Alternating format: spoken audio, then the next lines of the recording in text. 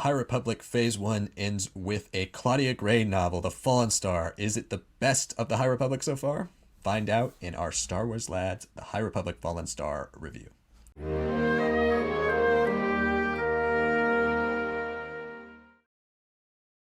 Hello, everybody, and welcome to this week's episode of Star Wars Lads. This is going to be a special review episode. It's going to be a non-spoiler review of the newest book from the High Republic. It is The High Republic, The Fallen Star by Claudia Gray.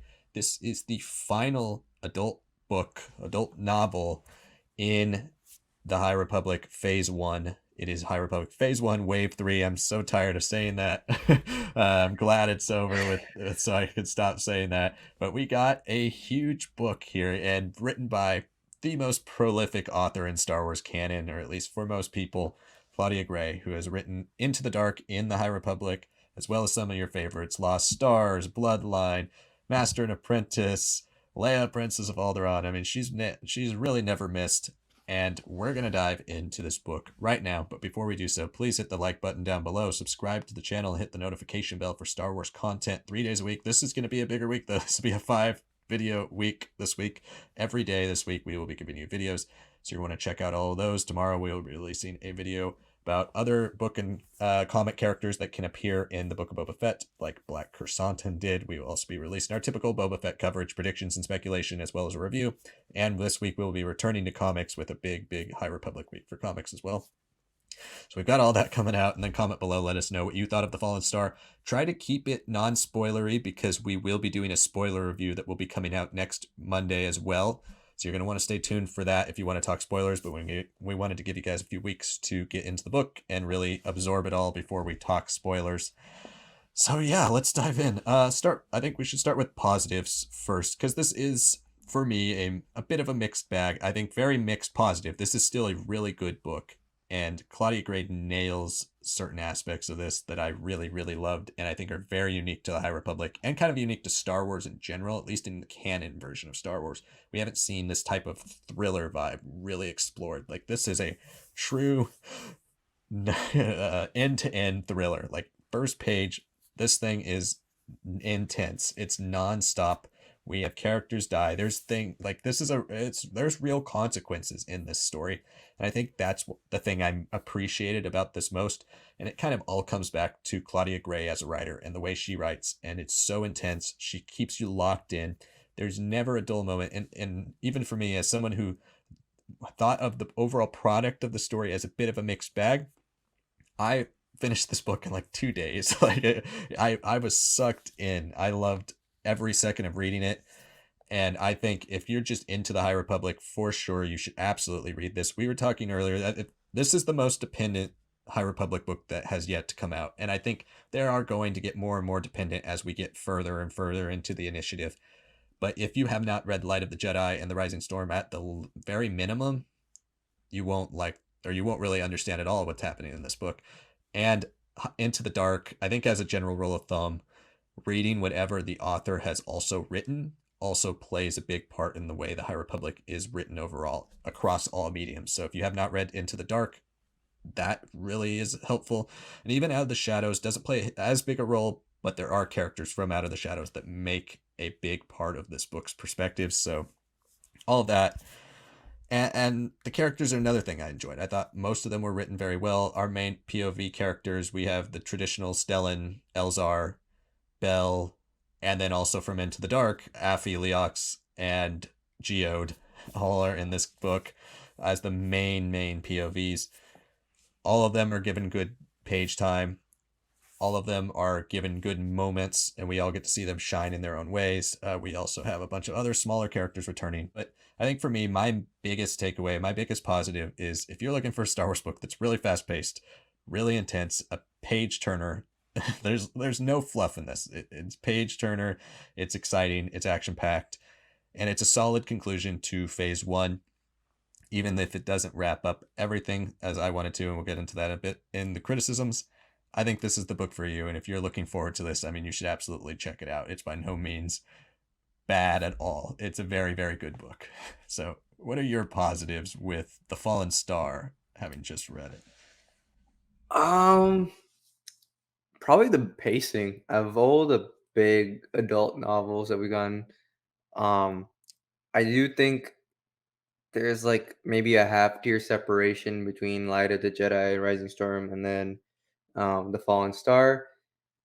But if we're just talking about like execution of the story and like really sucking you in, this one is by far just the most absorbing of all of them. I think there's like a level to it that is just it's undeniable that at some point you have to like keep on reading. Like even if you're like trying to slow down as you're trying to pick up each stage, you're like you're just eating it up. You're eating it up. You're like, wow, like um at least for myself, when I was reading Light of the Jedi, I had to like slow down at parts because it's just like that's the first meal. It's the one that you're finally digging into, and you're like, oh my god, like it's so much. Like it's maybe a little too much for me. Like it's just you're hitting me with information after information.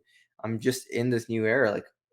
Like hold the brakes a bit. And Charles Soule really does not hold her hand in that sense of like, hey, like I'm gonna ease into this world. He's like, this is an encyclopedia, read it and you'll get what I'm trying to say here. And what that means practically is that you have to read every line and feel like, okay, I understand this world. Okay, what is going on here?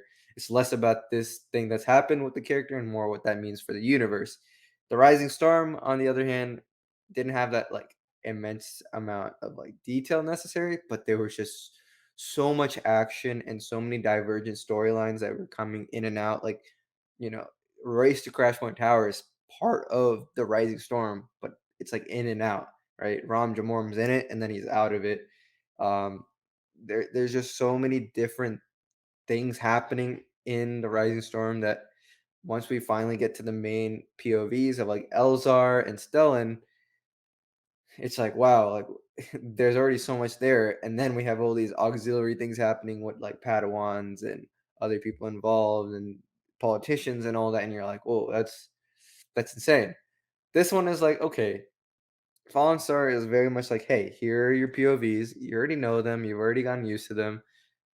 There's nothing that you're gonna teach you about. And Claudia Gray is very good at like just pacing her books, but this is probably her briskest book ever. Um, I haven't read her Leia book, but I've read everything else. And they're all quite fast and engrossing. Master and Apprentice is like one of my favorite prequel era books ever. Legends are canon, but this was just you're flying, and she's like, you already know what this is about. Now it's like you know what's going to happen. You've read the title of the book. Stick with me, like, and now I will show you a good time, and she really did. Um, in a way, I think there's also an improvement in like how streamlined the story is.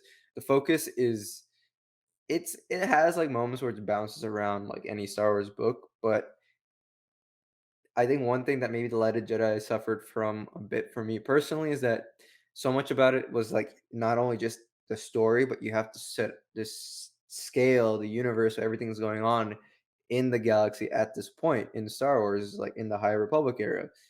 And then the Rising Storm was like, okay, there's just so much going on that I'm like, sometimes I just be like, I'm just being bombarded. Here it's like I know what the story is about. There are a lot of perspectives about it, and it's all very quick, but I know what's happening. Everyone knows what's happening. Everyone's playing a role in what's happening. Some people are not aware what's happening quite yet, but at the end of the day, everyone is on the same page. So I really appreciated that, and I think the plot definitely benefited from that, having that intense focus and just we're going right through it. There is nothing that like is being developed here and there. There is a sense of finality too. I think that would be my third thing. Um, but not in the way that I expected. But I think it's still a positive because now I'm like I'm tempted to just more so than any other way, just really jump into the other books, the young adult book and the middle school middle grade book. Because now I'm like, you got to feed me because now phase two is a while away, and yeah, Yeah, and that's a great transition point, honestly, into my criticisms because it works so well as a tight, compact story.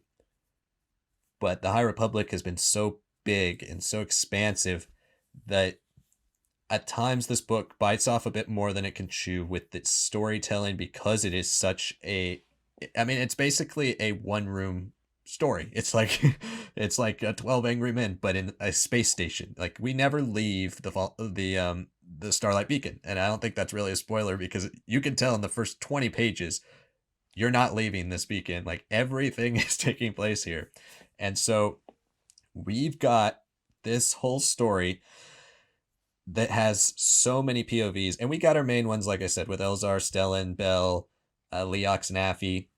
But then we've got our Buryaga parts and our Nib parts and our Orla parts, and then we go back and forth to so many different things, and then sometimes a random character who's not on the beacon will show up for a couple pages. We're like, what's going on with them?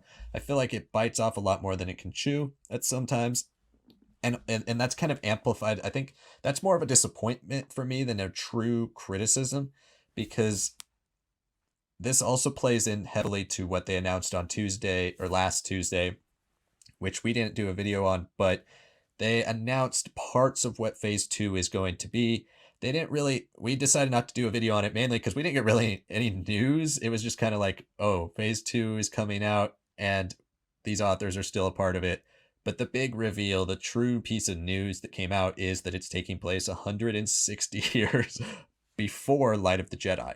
So that's a huge jump back. All our human characters, none of them will be alive. Barely any of these characters will be alive or relevant. Any of the Nile conflict, like none of that's going to be relevant to that era of the High Republic 160 years in the past. So now we're looking at not continuing with this story with these characters for minimum 1 year, maybe longer if it's the same, if phase 2 is the same length as phase 1. And I think for me that weighed heavily on the disappointment I felt for some things, either not given enough time in the book to really get fleshed out, or other things just kind of being completely ignored, maybe, and hopefully it's explained a bit more in other mediums. Like for me personally, I mentioned this in our top 20 or top 5 videos of 2021, or top 5 Star Wars things of 2021. I'm sorry. My favorite parts of these books has been Marchion Ro, and he's been one of my favorite characters. Marchion Ro is barely in this book, like barely in this book, and he's got POVs at times, but he's not. He's basically like the co-lead of Rising Storm and Light of the Jedi, and he's not in this book that much. I think to me that was a big disappointment. And there's things like that where I'm hoping they resolve it, but I don't think they're going to wrap it up in a young adult book. I know they're not going to wrap it up in the middle grade books, and I doubt they're going to do it in the comics. So now we've got to wait 12 to 14 months, probably longer, more closer to 18 months to see what's going to happen with that. And yes, I know we sound so absorbed in the Star Wars bubble that we've had so much great content, but it just feels like an odd time to go back for me. So I think that was, to me, my biggest disappointment with this. And the criticism also pertains to just the fact that a lot of things, a lot of characters that are in this don't get enough time to truly feel like they were involved with the story. To me, they don't really feel a part of it, and things will happen for our main characters, and then we kind of ignore those characters maybe for 2 or 3 chapters, and we go back. It's been the style of High Republic storytelling, but the High Republic has been so expansive that each character has felt like their own plot. And I think this book could have easily been 200-300 pages longer, and I wouldn't have really felt it. Maybe it would have helped. It would have hurt the pace, which was honestly one of the best parts of the read. But to me, it would have helped a lot with wrapping up the narratives for a lot of these characters that we've really grown to love over not just the entire initiative, but these 2 books in general, I think. Yeah, I mean, I'm with you there. I think that feels like the biggest problem for me, that I enjoyed it so much that, look, I get it. I think a lot of what Claudia Gray is going for in this book is finality, yes, but also we've already had the climax of at least this story overall, the overarching story. That was the Valo Republic Fair. Like everything about that was chaotic, and it left every character very just raw and damaged. And if there's one thing that the story has done that's been a good parallel to the current conditions of the world, as well as just having a much more mature understanding compared to a lot of Star Wars books in the past, of like continuous conflict can erode characters. I think I think again that's a positive that I found about the story. Like Fallen Star is really dealing with these characters who are very hurt in this very chaotic and very terrifying situation, and a race against time. And at the same time, while that I understand that idea of like just putting us right as it happens, that's what we're gonna deal with. There was something that I did miss about like a little bit of a build up, a little bit more perspective with the other characters. Like I know like if we talk about like a character like Avar Chris in The Rising Storm, right? She's not in it at all. Maybe a scene or something, and she's the main character in Light of Jedi. But I don't necessarily miss her in the same way as I do like someone who had a bigger role, like a Ty York. It's not really the same in the Fallen Star because we're in that cramped, like you said, 12 Angry Men style. We're in one place. Everything is just these characters. If we do get perspectives, it's never connected to what's happening here. And some of the perspectives, unfortunately, I think comes down to a bigger issue of like, hey, this has been such an interwoven, like epic story of sorts. But this is the first time I felt like maybe not only do I need to know about these books that I have kept up with, but other people might want to know more. Like you definitely need to read Into the Dark to get a lot of like some of the POVs, especially. You actually need to read Out of the Shadows, which is a book that we liked for what it's doing, but it feels very like, okay, how does this kind of fit? What does it like really mean? How does it work in the timeline? Because there's POVs and events there that are actually like somehow set up for this book. And but those set up for the events are also very quickly like rushed through. And then a bigger issue for me is there's some things at this moment on the 9th of January where we don't know what they're gonna like what's happened. We've gotten like very vague wording that makes it seem like it was intentional that this story comes out in a different medium that you have to read to fill in the gaps. Like this is the first time where I felt like, hey, I can't just tell someone read Light of Jedi, read The Rising Storm, and then Fallen Star. That's your story. That's 90% of your story. Maybe closer to 95, but I will say there's a good 10% of the story that you have to at this point get from Midnight Horizon, from the middle grade book. I'm blanking on the name right now. Mission to Disaster. Mission to Disaster. Like I think you have to read everything in this wave, and then you have to know some things before. And now this whole news of like, hey, we're going back 150 years. It's like great, but now you've ended the story, yes, but the story hasn't ended.